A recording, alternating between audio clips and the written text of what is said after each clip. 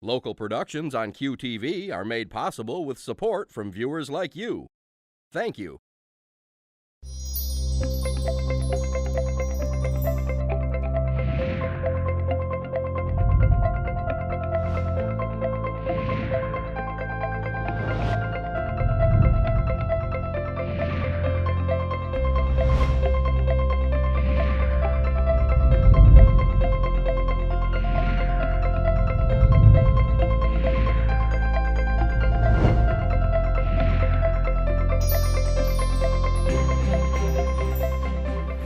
Hello everybody, welcome to Junia Doan's The Spark. I'm Junia Doan. I'm thrilled you're joining us today. I'm speaking to you from the chart room of the America, one of the boats of the American Cruise Line, and we are on a voyage from New Orleans to St. Louis. And today we are going to voyage back in time and perhaps space or place.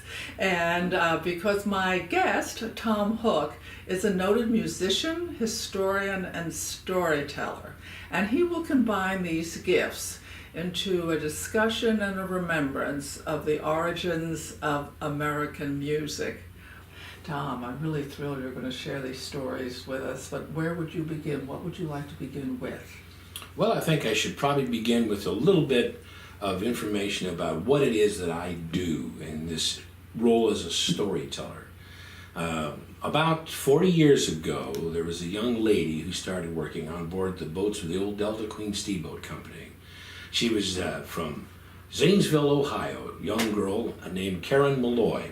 Karen got a job working on the Delta Queen and just fell in love with it and worked as a bartender and as a hostess and worked on board those cruises for a great long time. And then as the programming started to evolve on the vessel, eventually the hostess position was going to be eliminated. Well, Karen was a very inquisitive person and a very gregarious person, and so she became close friends with all the old rivermen, the great old pilots and the captains on the boat, men who had started working on the river back in the early part of the 20th century, who each man was a library worth of information.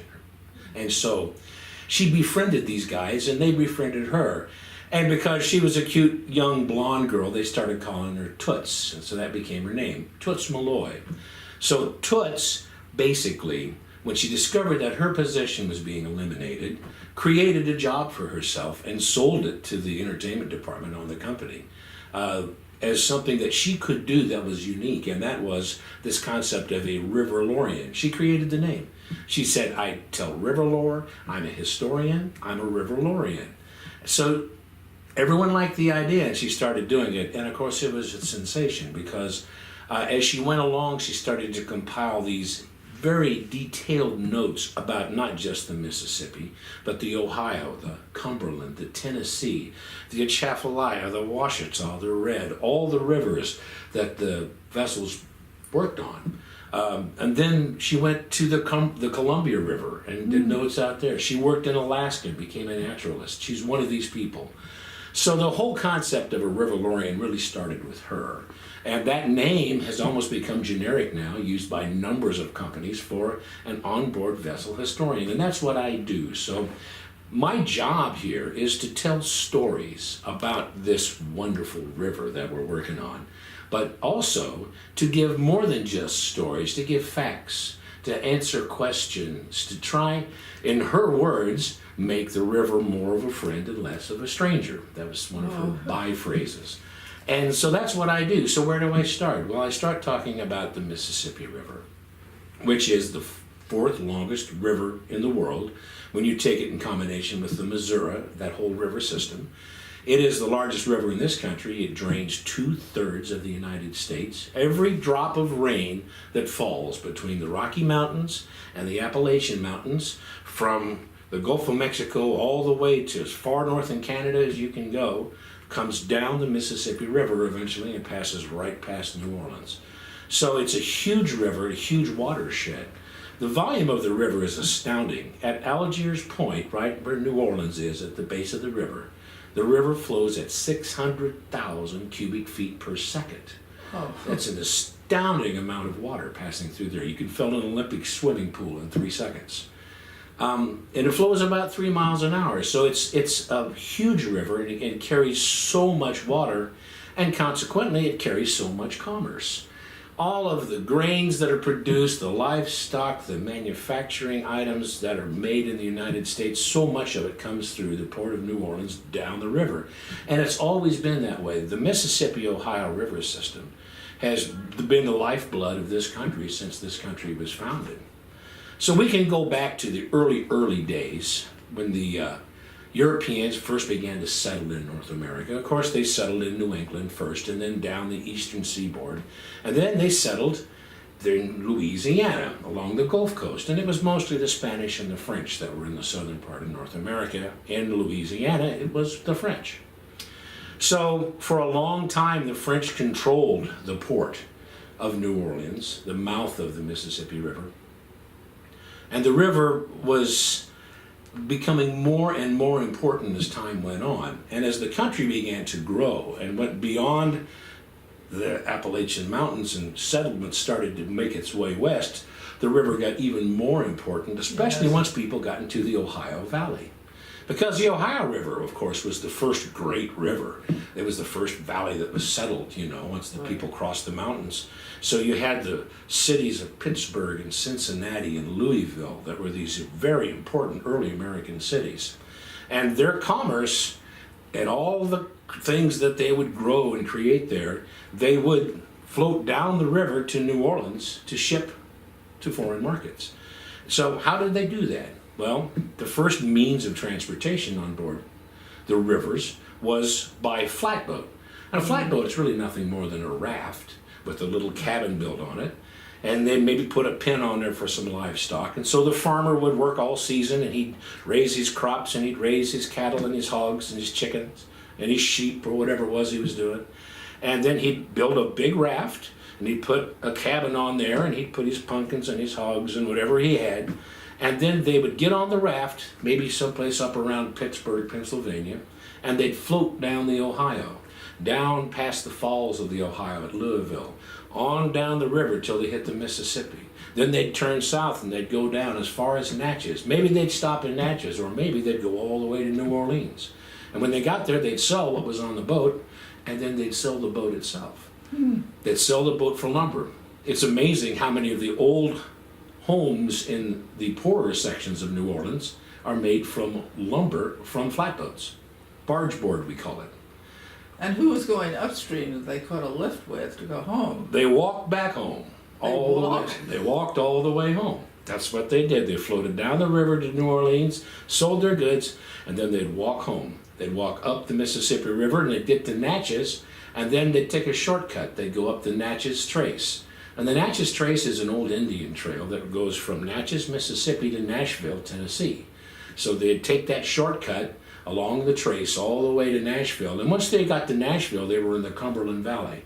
So they could then spread out, go across the Appalachians. They could go down the Cumberland and back up the Ohio, back to Pittsburgh where they were from or whatever. But they always went up the Trace. The Trace is an interesting story as well because it was the home of pirates and all kinds of nefarious bad men who would rob people on the Trace, full of all sorts of dark and bloody deeds. But it was a major highway, and it's funny because the foot traffic was so extensive along the Trace that over the course of a century, it wore down, so in many places it's 12 or 15 feet deep.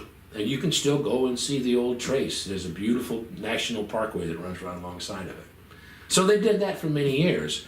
Then they came up with an idea for an improvement. They said, well, we can do better than this. They built the keel boat. A keel boat is more like a conventional boat. Flat bottom, it's got sides on it. And they built walkways or galleries along each side of the boat.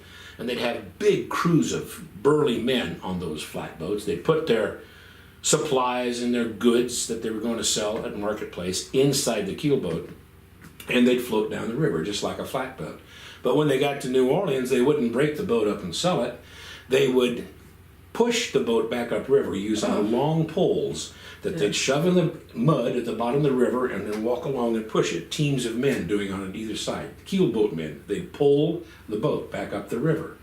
Or they'd get on the bank and they might have a mule or an ox and they'd pull it with ropes up the river. They'd, of course, have to stay right along the bank where it was close because, the river is huge and very deep.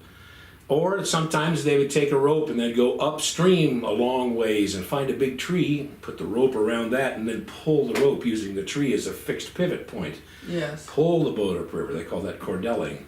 So that was the keelboat man, and the keelboat men were legendary for being the roughest, toughest guys on the river. The most famous keelboat man is very much like the American character of Paul Bunyan or Pecos Bill.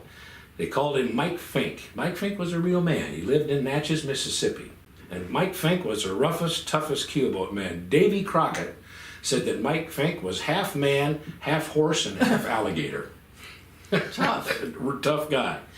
And the keelboat man had a thing where if you were the toughest keelboat man on the river, you got to be known as the cock of the walk. And you could put a rooster feather in your hat and wear it in your hat. So if you saw a guy walking down the street with a feather in his hat, you knew he was somebody to be reckoned with. Mike Fink was an interesting guy. He whipped all comers, and finally he was out, I think, in the mountains, and he got into one of his favorite tricks was to get one of his buddies to stand back about 20 or 30 yards after they'd been drinking whiskey all day and put a cup on his head, and a tin cup, and then Mike would take his pistol and he'd shoot the cup off the guy's head. And so he was doing that to a fellow named Carpenter, who was one of his friends. And Carpenter put the cup on his head, but Mike had had one too many whiskeys, and he missed the cup, and he hit Carpenter instead. And so unfortunately, all of Carpenter's friends were there at the time. They didn't approve of that too much, and so that was the end of Mike Fink. But that's a true story, and he was a real guy. That was the days of the keelboat man. But you can see that was rough and tough work. Well, that all changed in 1811. Because in 1811, a man named Nicholas Roosevelt worked with the inventor Robert Fulton. Oh. And they took a steamboat, created a special steamboat, and he brought it down the Ohio River from Pittsburgh, Pennsylvania, all the way to New Orleans in 1811. They called it the New Orleans. And that boat, of course, changed the history of this country because it was the first steamboat to run all the way to New Orleans. It made the trip in only about 2.5 months, as opposed to months and months and months that it would take to get there on another boat. And then they turned around and went back. What did they use for fuel? Wood. Wood. Just stop along the bank and collect wood and burn it, and they used burned wood on the boat. Now that boat, because you mentioned how did they use fuel? Well, one of the big dangers of a boat like that was fire. So they, of course, caught fire, the boat did. They were attacked by Indians a couple of times. On the way down, they had a real difficult time getting through the falls of the Ohio at Louisville. And oddly enough, that was the year of Halley's Comet. So the great comet appeared in the sky, and everybody thought that it was the end of the world. And oddly enough, that same year was the year of the Great New Madrid earthquake. Now that earthquake is the largest earthquake in North American history. It was so strong, it happened in New Madrid, Missouri, which is in southeastern Missouri, right on the river. It was so strong that it rang church bells in Philadelphia. Oh. It was felt all across the United States. You could feel it in Washington, D.C. They think it was about a 9 on the Richter scale. Oh. Well, now there wasn't very much in the Mississippi Valley at that time, so there was no real major loss of life. But of course, New Madrid was destroyed. You know, the famous story is the New Orleans was on the river when the earthquake struck, and they were tied off to an island. And when they woke up in the morning, the rope was pointing directly down in the river, and the entire island had disappeared. So they hurried out and cut the rope before they got sucked down. They say that the Mississippi River changed its course, of course, many places, took out whole islands and hills and towns and forests. And not only that, it actually ran backwards for 3 days from the epicenter. So it was an enormous event. But they survived that. They made it all the way to New Orleans by January of 1812. Of course, that changed the history of this country. That steamboat did. So steamboats really caught on then. By the 1840s, which was really the beginning of the great steamboat era, there were lots of steamboats running on the river once people realized what they could do and the money that could be made. And as the steamboat trade grew, then so did the towns along the river. Got even more and more like important. the railroads later on. Just exactly like the railroads did later on. So there was those three big innovations that really started river travel. And the middle 19th century was the golden time for riverboating.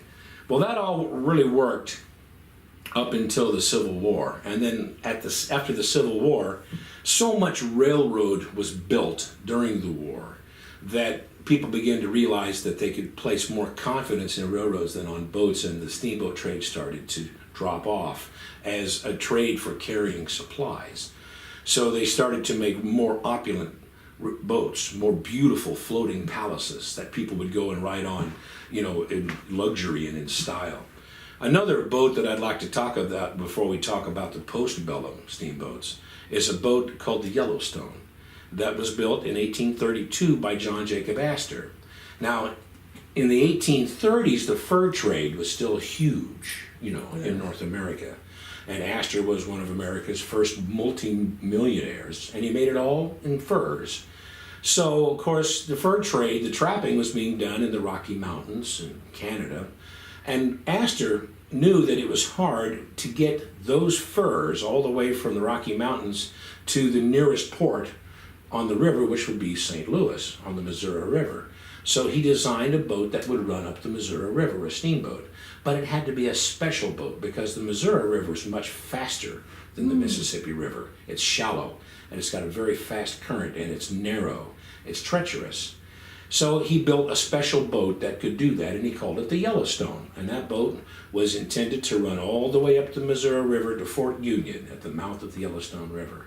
So they built the Yellowstone, and they made several trips up the Missouri River. And of course, the Europeans were really infatuated with the American West. And one of his first trips, I think it was his second trip, the second year they went up there, they carried a Bavarian prince, Prince Maximilian went with them. And they brought some of the great naturalists and painters of the era. Carl Bodmer and George Catlin went along as expedition painters, like you take along an expedition photographer. Well, they brought these guys along to paint. And they painted fabulous watercolors of the landscape and the animals, the herds of buffalo that stretched all the way across the horizon. But one of the most amazing things that they encountered was the Mandan Indians. Now, the Mandan lived at that time in what it would be South Dakota, at Fort Clark. Was a fort that grew up around the Mandan settlement. And the Mandan were one of the northern Missouri tribes, along with the Arikara and the Sioux. The Mandans were unique in that they were all well over 6 feet tall and red-headed and had blue eyes.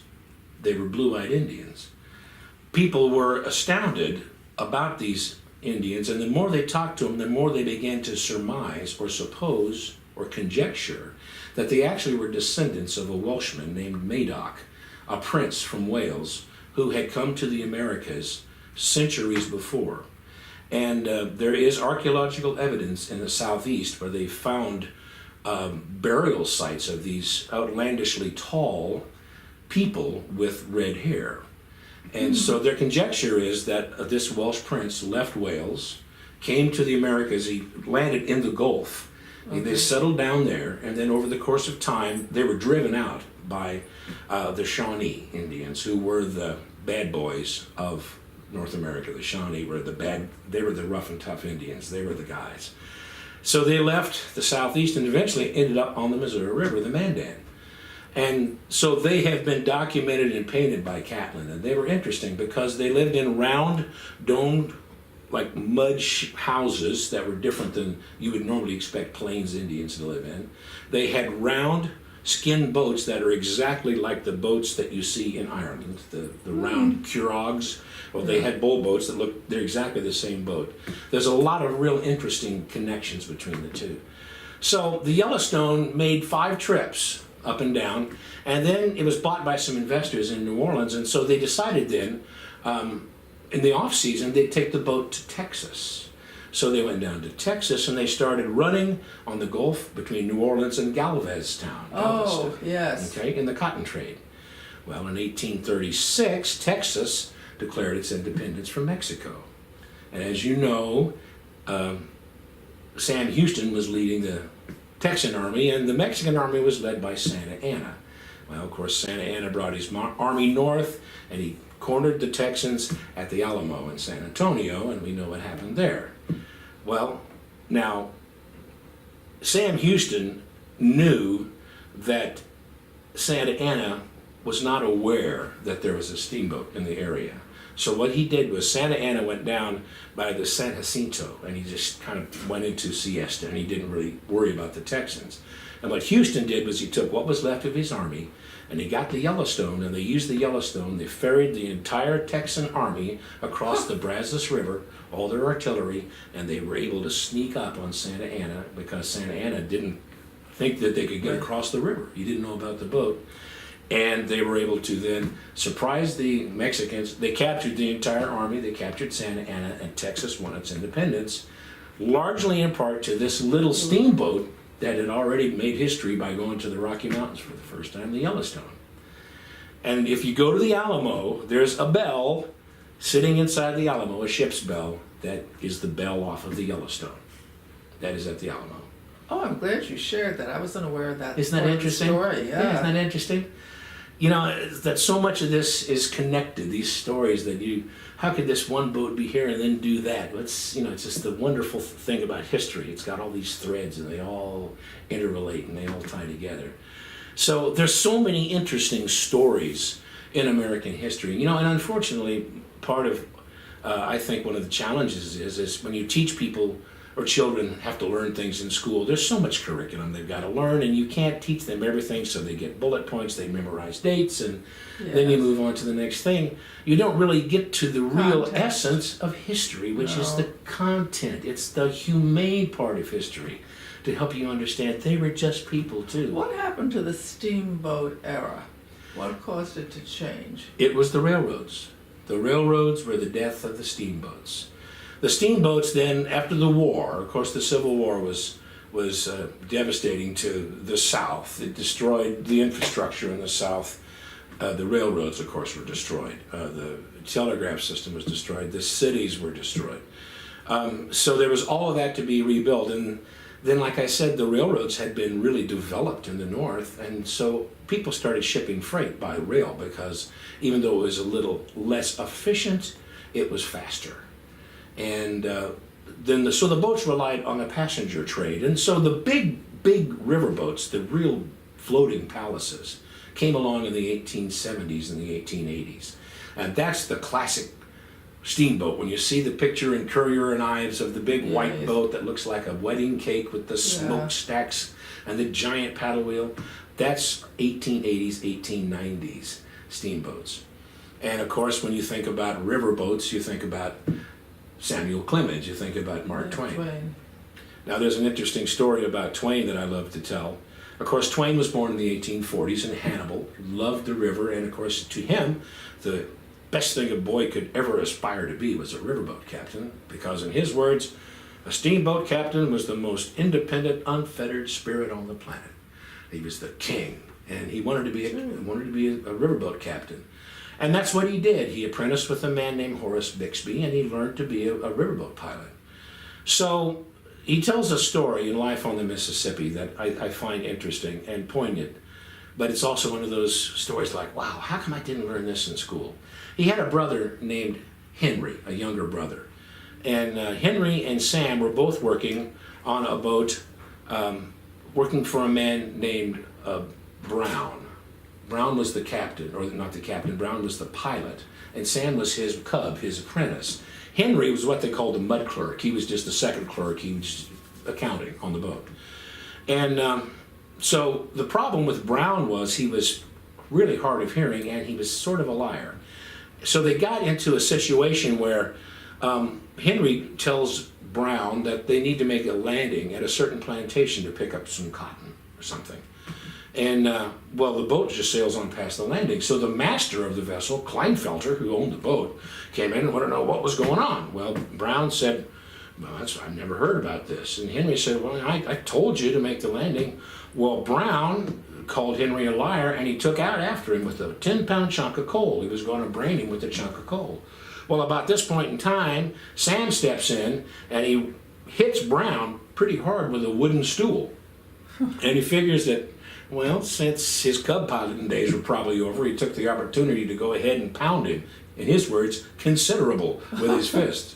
Well, the whole deal was Brown refused to work with Sam. Sam lost his berth as a cub pilot, so Captain Kleinfelder kind of knew what was going on, so he interceded, and he got Sam a berth on another boat. Now, the boat that Henry and Sam were working on was called the Pennsylvania. That boat left New Orleans soon after that, and then Sam followed a couple of days later on a boat called the A.T. Lacey. And when they got to Greenville, they got the word that the Pennsylvania had exploded north of Greenville, Mississippi. Steamboat explosions were very common. And before they had left, Henry and Sam had talked about it, and they decided that if they were ever in some sort of a disaster, they would do the manly thing and stand by the boat, help people in time of trouble. And that's what they did. Well, apparently, when the boat blew up, Henry was blown out of the boat. The explosion blew him into safety, but he thought about what they talked about, and he went back to help other people. And his subsequent injuries were to prove fatal. He lingered for 6 days, and he died from scalds. Well, Sam Clemens was devastated by that. He felt responsible. He said that if he hadn't have got in that fight with Brown, he would have been there to protect his younger brother. He could have helped Henry. And he never really quite got over that. And it stuck with him for the rest of his life. And then, of course, he went on. He left the river eventually. The Civil War came along. He joined the Confederate militia there in his hometown. And that lasted for a couple of days. And then he didn't take to soldiering very much. Yeah. And so he took his brother, Orion, his brother was elected as the secretary to the territory of Nevada. So then Sam left, he went to Nevada, he started working as a silver miner, and he started writing stories. He wrote a song about the celebrated jumping frog of Calaveras County. Oh. And then, of course, from the jumping frog, he became a national celebrity, and then he became the great writer that we know. Where does he get his name from? Well, it's very simple. In the old days, the boats didn't have sonar. So to tell the depth of the river, you would take a man would stand on the front of the boat. They called him the leadsman. And he would put a piece of lead on a rope, and every 6 feet there was a knot in the rope. Yes. Throw the rope in the river, and then you'd pull it out and see where the water was. Well, you needed to have 12 feet of water, because most of those boats, like the boat we're on, draws about 9 feet, 8 or 9 feet, 7 feet. So you wanted to have 2 marks. Well, 1 fathom is Mark 1. 2 fathoms is Mark 2, or in 19th century parlance, Mark Twain. Oh, that's quite an explanation. That's what a riverman wants to hear, Mark Twain. So Sam Clemens took the name Mark Twain from the leadsman's call, because he'd stand out there and he'd yell to Mark, "By the Mark III! Mark Twain!" Mark Twain is what you wanted to hear. So that's where he got his name. So the riverboat trade thrived through the late 1800s. There was the great race between the Natchez and the Robert E. Lee in 1870 that we all talk about. That was a little bit not quite what you think it was, and I'll tell that real quickly. Well, the Robert E. Lee won the race, but it really wasn't fair, because the Robert E. Lee, they were both fast boats, but the Lee, before the race, took everything off the boat, and they refused to carry any freight or any passengers. And they loaded the boat with paraffin and hog fat and anything that would burn, and then they raced against the Natchez. Well, it was big news. Steamboat racing was the big event all around the world, and bets were placed on it. Who knows how much money? Well, what happened was the captain of the Natchez was Tom Leathers, who was from Natchez, Mississippi, and he was a great riverman. He carried the usual amount of passengers. He made all of his normal stops.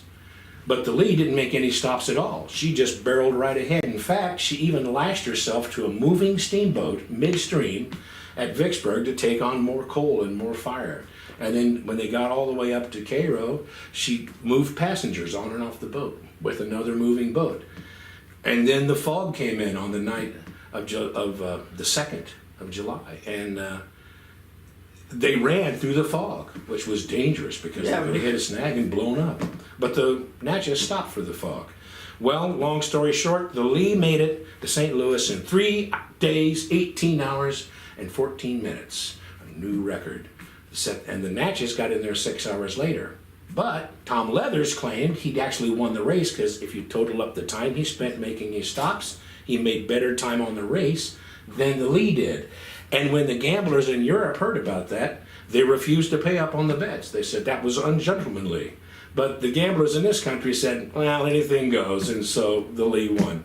And so through the years, the Robert E. Lee's always been known as the winner of the Great Steamboat Race, but they cheated. Considerably. So that's why I love... What has drawn you to this kind of stories? What satisfactions do you get out I of grew this? up in Missouri. I grew up looking at the Missouri River. I read Huck Finn and Tom Sawyer when I was a little boy. That's why I'm here. Yeah, that's all I wanted to do was run off and be a riverman. And I got the chance to do that. I've had the chance to live the dream. I love the river. I love the stories of the river. I'm a big fan of 19th century America. I think it was a special place, a special time. And I get to... What do you know about the culture of the 19th century in this area? How was would you explain it? genteel. Now, sure, there was slavery. That wasn't genteel. That was a condition that unfortunately was part of it. But life was genteel. The American of the 19th century was romantic. He was sentimental. He was patriotic. He was loyal and dedicated. He was just good folks. And people prided themselves in being good folks, good solid people, good citizens, good Christians, good husbands, good wives. That's what America was in the 19th century. And up into the 20th century. Mid-20th century, things changed. You know, we saw a change in this country in the 60s. But that's why I love the 19th century. It was a time of such energy, a melting pot, people coming from Europe, all different nations coming here and making something new happen out of this great opportunity. And they built this wonderful country. And when you get out here and you turn off the phone and you turn off the television and you go sit in a rocking chair and you look at that river that has not changed since Mark Twain looked at it, it's easy to get back there. We went up on the high deck last night Yeah. and sat outside with the stars. Get under the stars, Yeah. and suddenly you're right back. You know, you can hear the banjo. But you're a serious musician. How did that enter your life?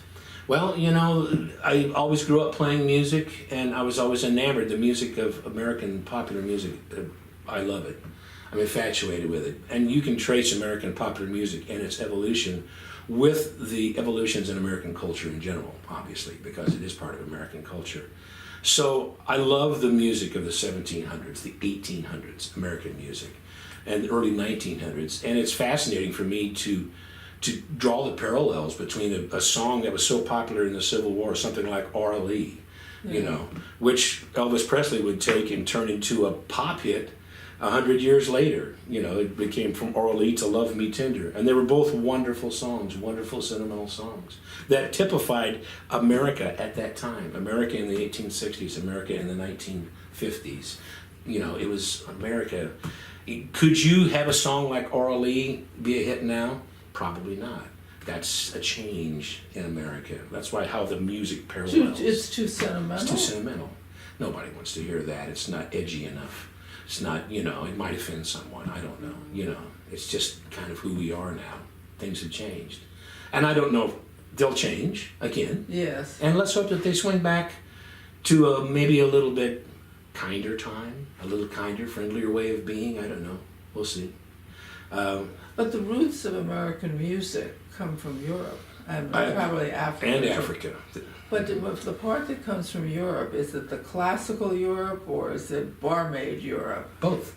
It's both. The music that we know as Appalachian music, well, we call roots music, they call Americana music, they call bluegrass, folk music, mountain music, whatever you want to call it, has direct ties to to Irish and Scottish and English folk music.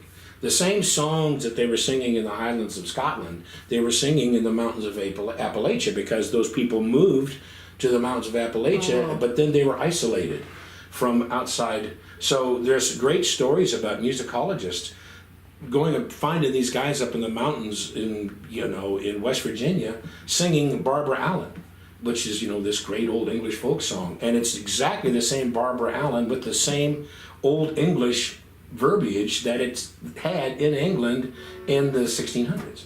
It was a direct pickup that had not changed because it stayed in the mountains and it wasn't interfered with.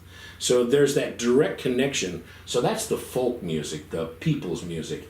The thing to remember about classical music is, when you think of Beethoven's music or you think of Mozart's music, it's wonderful music. and people loved it. But if you went to a tavern in Mozart's time, you wouldn't have heard that. The only reason that music survived is because they wrote it down. The music they were doing in the taverns, no one bothered to write down.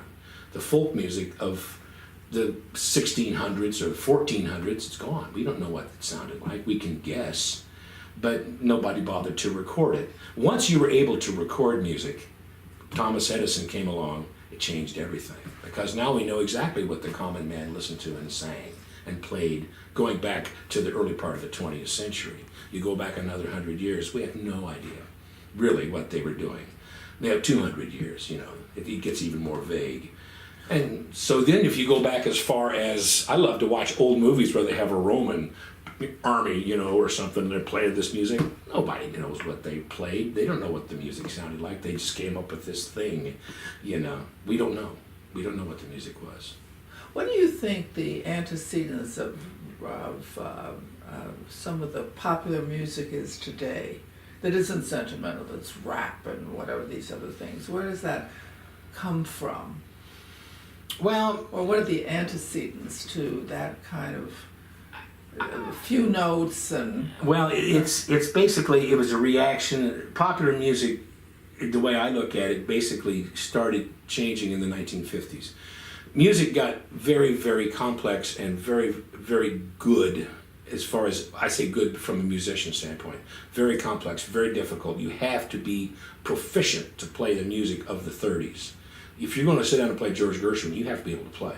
Yeah. Because it's complex, difficult music. The popular music even is.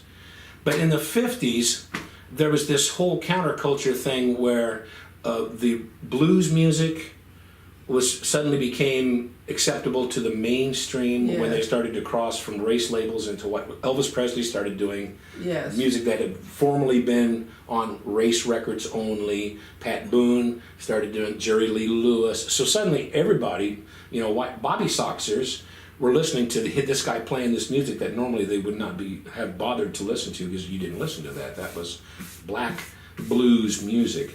There's nothing wrong with blues music, but blues it's inherently a simple music. It's got a simple musical structure. That is its elegance. So that started sort of the dumbing down of music in America.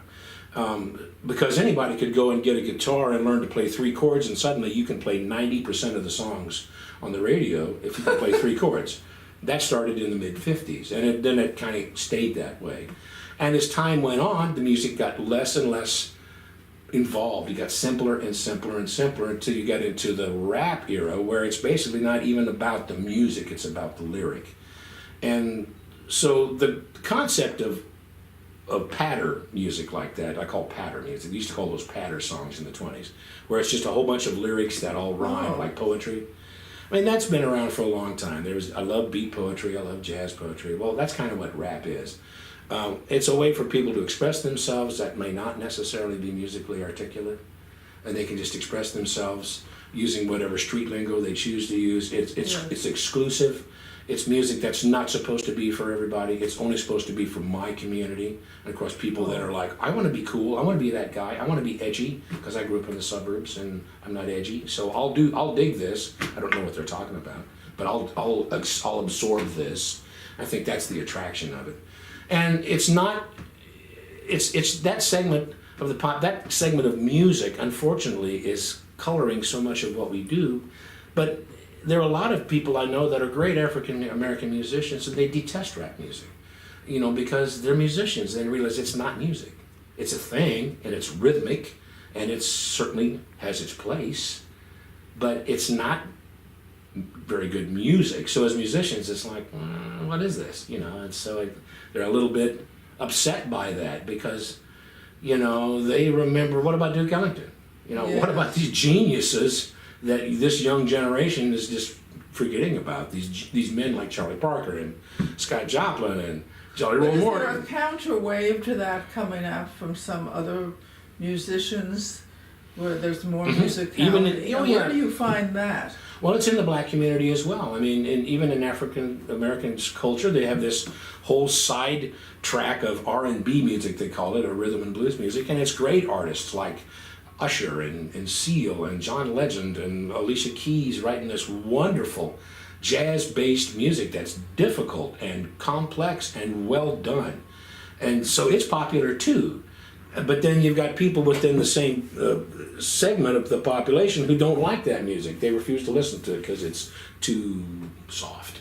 So you've got hip-hop people, they don't like this, and these people don't like this. And everything's just so segmented now. That's a lot of the problem that we're faced with in music. It's so segmented. In this country, I notice this when I travel around the world. Americans are like, well, I only like country music.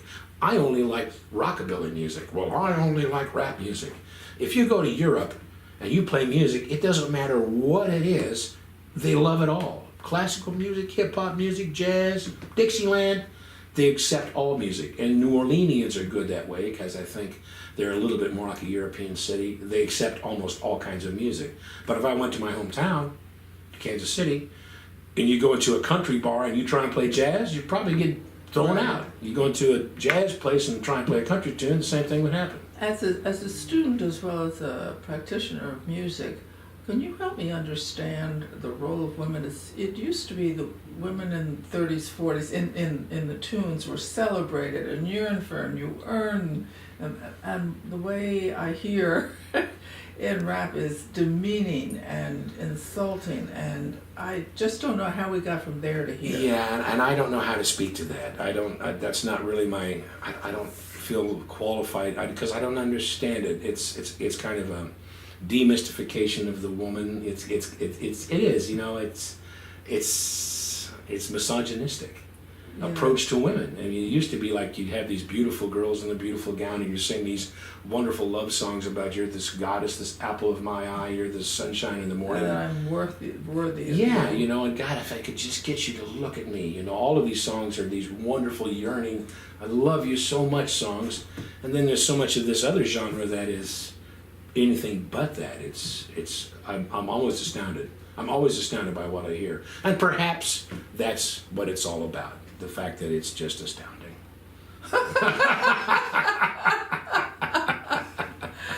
So, thank you, Tom. I'm going to close out this session, even though I just really don't want to do this. So I'm going to close it out, and then we're going to continue again if we have the ability to do things. But we've learned a great deal from Tom, and I just want to touch on a couple of highlights. One is love of place, love of century, that emphasize the high side of human living, dignity, good folks, loyal husband, good worker. The celebration of how technology can really be used good and bad, depending on the people, but even turn the tide in the Mexican-American War by using a steamboat for something they hadn't anticipated but turned out to be terribly useful. In the music side, he has a reverence for, I would say, tune, complexity, desire, what could be called musicianship, but really it's really a celebration, I think, of a soul through music. And it's a little bit harder to attain when you have 3 chords and, that kind of covers things. So when you go about your life, see if you can have some complexity. See if you can have something that makes you good folk, something you strive to learn that has respect and admiration for other people. And remember, do something kind for someone you know and someone you don't know today and tomorrow and thereafter. It will make a difference. And thank you again for tuning in, and we'll see you at the very next time. Thank you, Tom. Thank you for the opportunity. We're going to continue. To be continued. To contact Junia, send her an email at juniadownsthespark@gmail.com. For more information, program schedules, and news about future guests, go to www.juniadownthespark.com. Thank you for joining us. See you next time on Junia Doan's The Spark.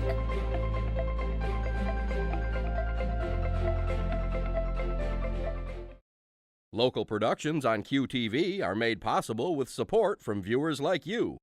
Thank you.